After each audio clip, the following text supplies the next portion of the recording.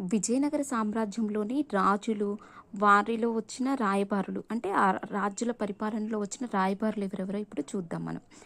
రాజుల కాలం వచ్చేసి హరిహరాయలు, బుక్కరాయలు, హరిహరాయలు టు దేవరాయ టు సాలువ నరసింహరాయలు, కృష్ణదేవరాయలు, అచ్యుతరాయలు, అలియరామరాయలు, నెక్స్ట్ వెంకటపతి రాయలు అనమాట. రాయబారులు ఎవరున్నారు?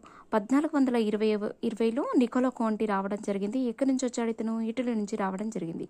ఇతను దేవరాయ 1లో వచ్చాడు. నెక్స్ట్ వచ్చేసి 1443లో అబ్దుల్ రజాక్ రావడం జరిగింది. పర్షియా నుంచి వచ్చాడు ఇతను. ఇప్పుడు ప్రజెంట్ ఇరాన్ అంటున్నాం మనము. ఇతను దేవరాయ 2లో వచ్చాడు. నెక్స్ట్ వచ్చేసి 1520లో డోమింగ్ పేజ్ రావడం జరిగింది. ఇతను పోర్చుగీస్ దేశస్థుడు. శ్రీకృష్ణదేవరాయల కాలంలో రావడం జరిగింది. నెక్స్ట్ 1537లో న్యూనిస్ రావడం జరిగింది.